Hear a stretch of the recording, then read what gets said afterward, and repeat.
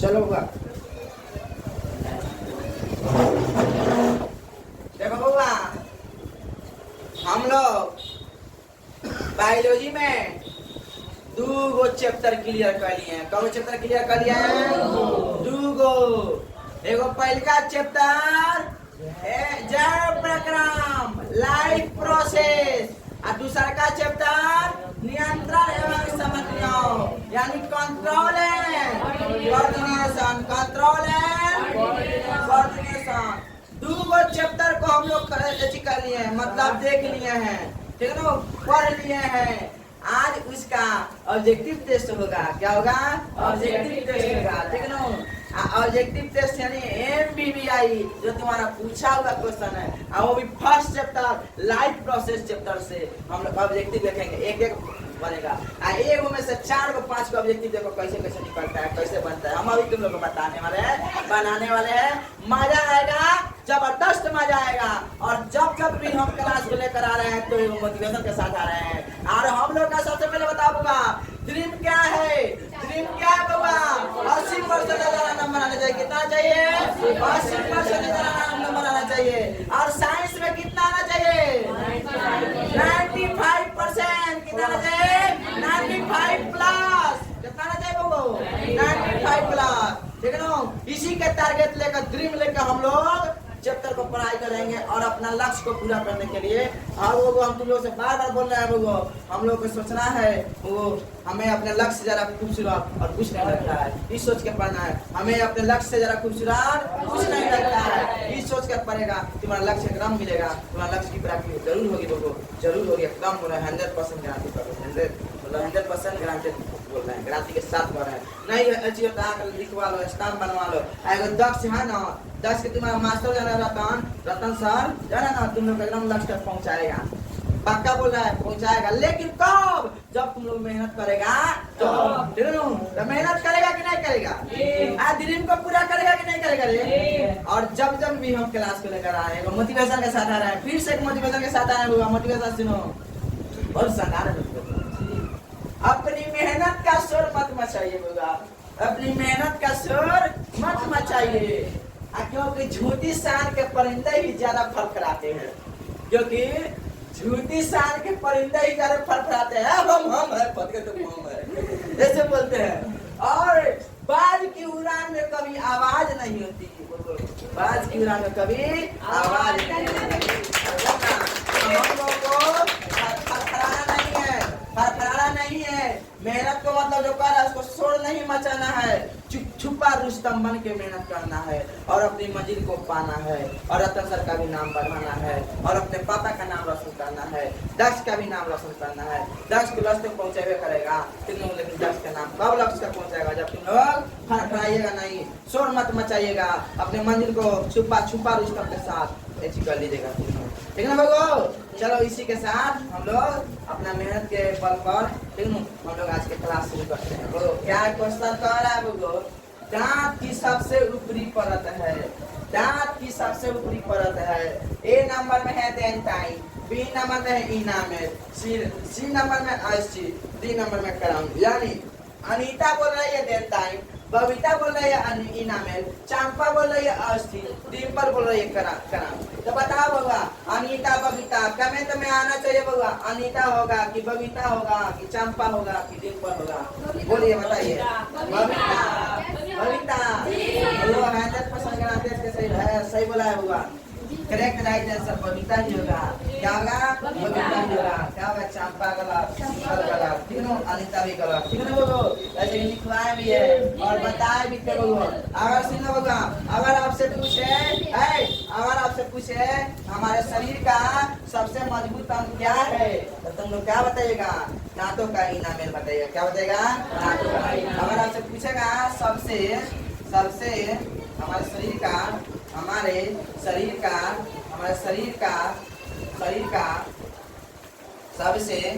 सबसे मजबूत अंग क्या है? तो आप लोग क्या बताएगा उनको? दांतों का इनामेल। क्या बताएगा? दांतों का इनामेल। क्या बताएगा? दांतों का इनामेल। तब वो 2 ऑब्जेक्टिव हुआ, क्या होगा? 2 ऑब्जेक्टिव हुआ। फिर क्यों? अगर एक और बात हो, अगर आपसे पूछे एक वैश्य शरीर में कितने दांत होते हैं? एक वैश्य शरीर में कितने दांत होते हैं? एक वैश्य शरीर में कितने दांत होते हैं? वैश्य शरीर में कितने दांत होते हैं? क्यों बोलो? अगर ये पूछे वैश्य शरीर में कितने दांत होते हैं? कितने दांत होते हैं? तो हमारे वैश्य शरीर में कितने दांत होते हैं? बताओ होगा कितने दांत होते हैं? 32 को होते हैं। कब होते हैं? 32 को होते हैं। अरे बोल समझ में आया कि नहीं? अब एक और चीज पूछेगा, दांतों के कितने प्रकार होते हैं? दांतों के कितने प्रकार होते हैं? दांतों के कितने प्रकार होते हैं? दांतों के कितने प्रकार होते हैं? दांतों के कितने प्रकार होते हैं लोगों? ये पूछेगा एग्जाम में, दांतों के कितने प्रकार होते हैं? तुम लोग क्या बोलिएगा? क्या बोलिएगा? 4 होते हैं। कितने प्रकार होते हैं? 4 प्रकार के होते हैं। अरे बोल समझ में आया कि नहीं आया? आया कि नहीं आया? तो एक बार पूछेगा दूध के कितने दांत होते हैं? ये भी पूछता है एग्जाम में। दूध के दांत कितने होते हैं? दूध के दांत कितने होते हैं? दूध के बच्चा सब बचपन में दूधा का दांत पता है, दूधा का दांत है, तो वह दूध के दांत कितने होते हैं? दूध के दांत कितने होते हैं? ये भी पूछता है एग्जाम में। दूध के दांत कितने होते हैं? तो दूध के दांत कितने होते हैं? 20 होते हैं। कितने होते हैं? 20 होते हैं। कब होते होगा? 20 होते हैं। क्यों? और बोलिए, और बोलिए होगा। अब बोलिए एक दांत के कितने भाग होते हैं? ये भी पूछता है एग्जाम में। एक दांत के कितने भाग होते हैं? 3 गो भाग होते हैं। कितने दांत होते हैं? 3 गो। एक दांत के कितने भाग होते हैं? एक दांत के कितने भाग होते हैं? एक दांत के कितने भाग होते हैं? कितने भाग होते हैं? होते हैं। सुनो, तुम लोग बोलना एग्जाम में 3 गो होते हैं। कितने होते हैं? 3 गो होते हैं। कितना होते होगा? 3 गो होते हैं। और अम्लीयता होने से, और एक और बात याद रखना, अम्लीयता होने से हमारा दांत खराब हो जाता है। ये भी याद रखना, अम्लीयता अम्लीयता अम्लीयता होने से हमारी दांत क्या होती है? खराब हो जाती है। खराब हो जाती है। इसका इनाम में हमारी दांत क्यों खराब होती है? अम्लीयता जाने हो जाने के कारण हमारी दांत खराब होती है। बोलो लिखाएगा कि नहीं लिखाएगा? बनेगा कि नहीं बनेगा? हाँ बोलना। ऐसा का तुम्हारा दांत ऐसे होता है, ऐसे होता है, ऐसे ऐसा ही ना होता है तुम्हारा दांत। इसको बोलते हैं जड़। इसको क्या बोलते हैं? जड़। इसको क्या बोलते होगा? इसको बोलते हैं ग्रीवा। इसको क्या बोलते हैं? ग्रीवा। इसको क्या बोलते हैं? ग्रीवा। इसको क्या बोलते हैं? शीश। इसको क्या बोलते हैं? शीश बोलते हैं।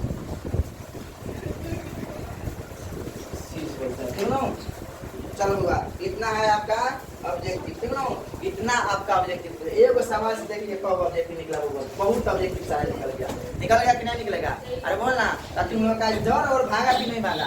तुम लोग का समझ में आया कि नहीं? दांत के बारे में, दांत के बारे में समझ में आया कि नहीं आया? बोलवा अगर पूछेगा हमारे शरीर का सबसे मजबूत अंग क्या है, तो क्या बोलेगा? दांतों का। क्या बोलेगा?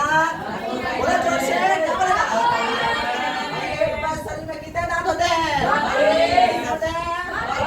दांतों के कितने प्रकार होते हैं? 4 होते हैं। दूध के दांत कितना होते हैं? कितने होते हैं? एक दांत के कितने भाग होते हैं? एक दांत के कितने भाग होते हैं? बोलो। अम्लीयता होने का हमारे दांत क्यों खराब हो जाते? मतलब हमारी अम्लीयता दांत हमारे क्यों खराब हो जाती है? अम्लीयता हो जाने के कारण। ऐसे पूछता है होगा। दांत के 3 भाग का मतलब है कि जड़, ग्रीवा और शीश्वर होता है। क्या होता है? शीश्वर होता है। शीश्वर बोला जाता है इसको। देखो शीश बोल दिया, शीश्वर। शीश्वर बोला जाता है। क्यों ना? क्या बोलता है? शीश्वर। चलिए आप इसको देखिए। अच्छा दिया। चलो बुआ, दूसरा नंबर क्वेश्चन को देखते हैं। बोल रहा है का मानव आहार नाल का सबसे लंबा भाग क्या होता है? मानव आहार नाल का सबसे लंबा भाग क्या होता है? ये बहुत 2021 में पूछा हुआ है, एनुअल एग्जाम में, सेकेंड सिटिंग में पूछा हुआ है। खास कर लड़कियों के लिए बहुत इम्पोर्टेंट है। लड़कियों का एग्जाम खास कर सेकेंड सिटिंग में भेजता है। तीनों सेकेंड सिटिंग में पूछा हुआ है। तीनों बोलो। अनीता बोल रही है कहाँ? अमाशय होगा। बबीता बोल रही है छोटी आंत होगा। और चंपा बोल रही है ग्रास नदी होगा। डिम्पल बोल रही है बड़ी आंत होगा। तो आप लोग बताइए क्या होगा? चला सा पड़ता है मेरा ना। चलो छोटी आंत ही होती है, अमाशय नहीं होती है, ग्रास नदी नहीं होती है, बड़ी आंत नहीं होती है। क्योंकि तुम्हारे शरीर का है ना है मानव आहार नाल की मानव आहार नाल की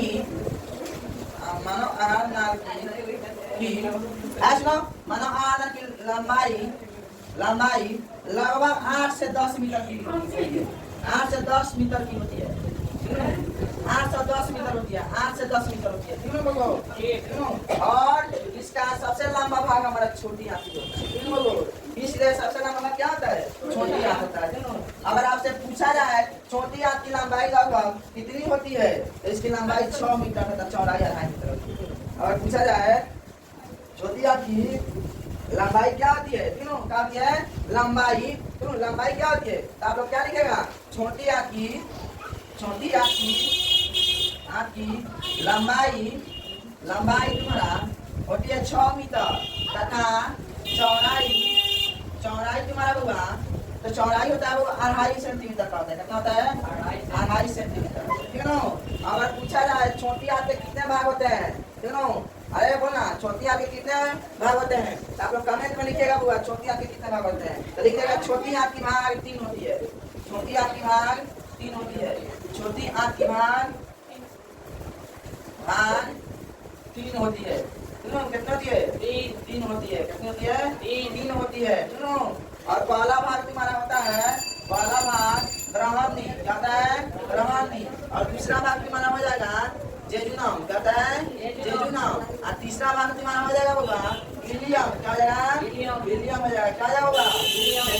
और छोटी आंत का सबसे बड़ा भाग क्या होता है होगा? इलियम होता है। यहाँ ये और चीज लिखना, छोटी आंत की सबसे बड़ा भाग इलियम होता है। क्या होता है? इलियम होता है। ठीक है बाबू, ये भी पूछ सकता है। अंतिम रूप से भोजन कहाँ से पचता है, ये भी पूछा एग्जाम में। अंतिम रूप से लास्ट में भोजन कहाँ से पचता है, तो छोटी आंत में ही पचता है। पढ़ाए तो बउआ मानव आहार नाम का चित्र बनाकर, क्या पढ़ा रहे नहीं पढ़ा रहे? यहाँ लिखेंगे छोटी आंत, क्वेश्चन लिखेंगे छोटी आंत में ही ना, ये नहीं अंतिम रूप से भोजन अंतिम रूप से भोजन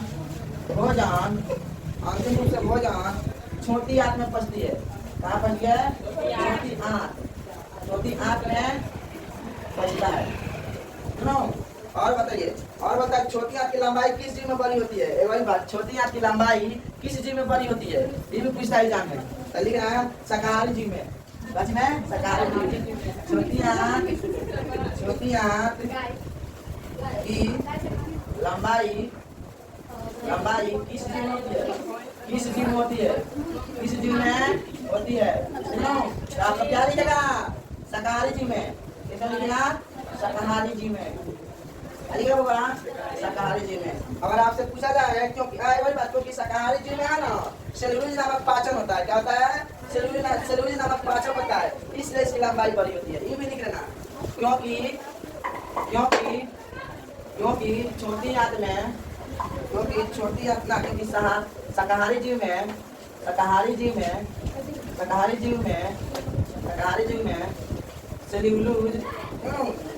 सेल्यूलोज नाम का पाचन होता है।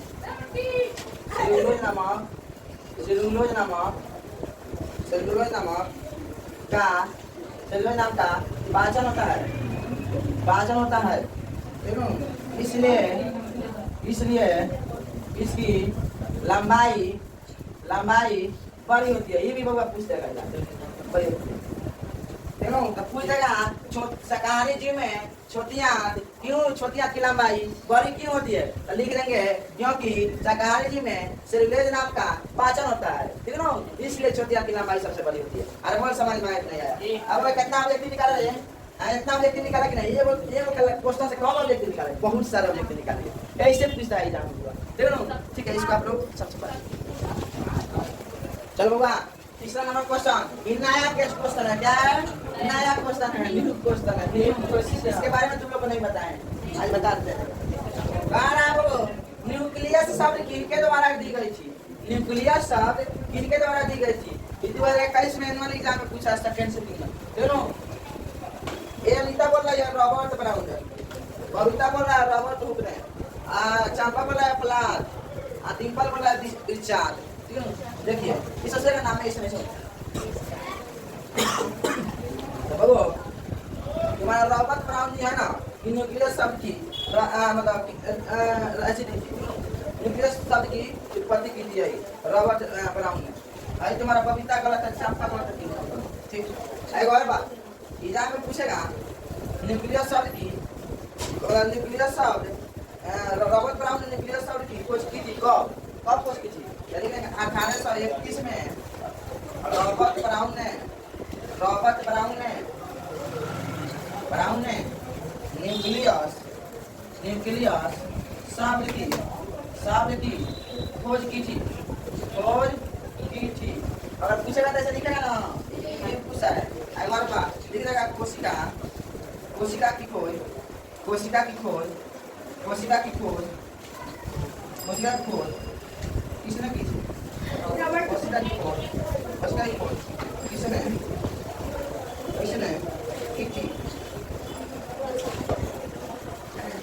तो बताना होगा आंसर इसका हो जाएगा रॉबर्ट हुक ने कोशिका की खोज की थी। कौन की थी? रॉबर्ट हुक ने। कब की थी होगा? 1665 ईस्वी में। ऐसे भी पूछता है एग्जाम में। आएगा और का सवाल पूछेगा जीव की रचनात्मक क्रियात्मक इकाई कौन है? कौन है? तो बताना है कोशिका। बोले हैं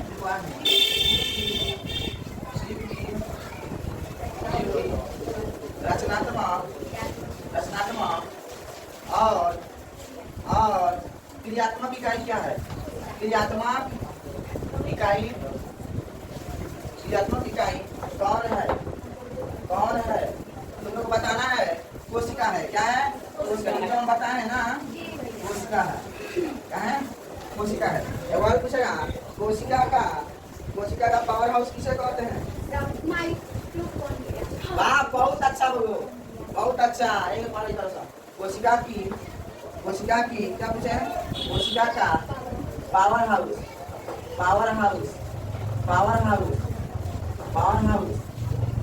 किसे कहते हैं? आंसर क्या हो जाएगा? माइटोकॉन्ड्रिया। क्या हो जाएगा? माइटोकॉन्ड्रिया।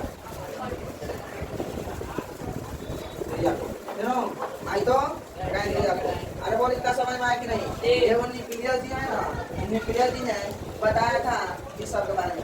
और आगे तुम लोग 11th 12th में न्यूक्लियस जी के बारे में बहुत बढ़िया से पढ़ेगा।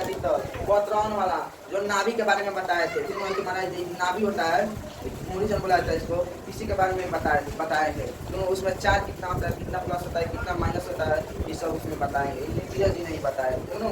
इसके बारे में पढ़ना वाला ISC करेगा ना 12th में तब। चलो बाबा, 4 नंबर क्वेश्चन कौन है? पौधे में भोजन किस रूप में जमा होता है? पौधे में भोजन किस रूप में बना है? अनिता बोल रही है ग्लूकोज, बबीता बोल रही है प्रोटीन, चंपा बोल रही है स्टार्च, डिम्पल बोल रही है फैटी एसिड। बोलो क्या बोले? अनिता का बात सही है कि बबीता का बात सही है कि चंपा का बात सही है कि डिम्पल का बात सही? बोलो बी। बोलो अनिता, बबीता, चंपा, डिम्पल कौन है? बबीता वाला हाथ खाइए, बबीता वाला हाथ खाइए। बबीता वाला हाथ खाइए। ठीक है, बबीता हाथ नीचे। और कौन ऑप्शन वाले हैं? एक और ई सब भाई या समझ नहीं आया। ठीक है, जब होगा पौधे में भोजन किस रूप में जमा होता है? पौधे में भोजन होता है किस रूप में जमा होता है? तो स्टार्च के रूप में जमा होता है। बबीता वाला अनिता वाला और पूछता है कहाँ ऐसा। अगर पूछता है पौधे में भोजन बनता है, पौधे में भोजन किस रूप में बनता है? पौधे में भोजन किस रूप में बनता है? तो क्या लिखेगा सब? पौधे में भोजन किस रूप में बनता है? तो क्या लिखेगा? ग्लूकोज के रूप में। क्या बोलेगा?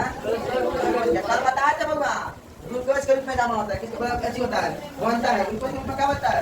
यानी C6H12O6। ग्लूकोज का सूत्र है कि नहीं है? बोलना। और तो दूसरा क्या पूछेगा? और जामा किस रूप में होगा? तो स्टार्च के रूप में। क्यों? जामा किस रूप में होगा? अब भोजन किस रूप में परिवहन होता है? किस रूप में परिवहन होता है? पौधे में भोजन किस रूप में परिवहन होता है? बताओ किस होता है? सुक्रोज के रूप में। किस होता है? सुक्रोज के रूप में। कितना है? सुक्रोज के रूप में। और समझ में आया कि नहीं? आया कि नहीं आया? पूछेगा तो बनेगा ना। चलो इसको छापिए, 2 वाली को तरह बाबू पौधे और पशुओं की कोशिकाओं का वैज्ञानिक अध्ययन क्या कहलाता है?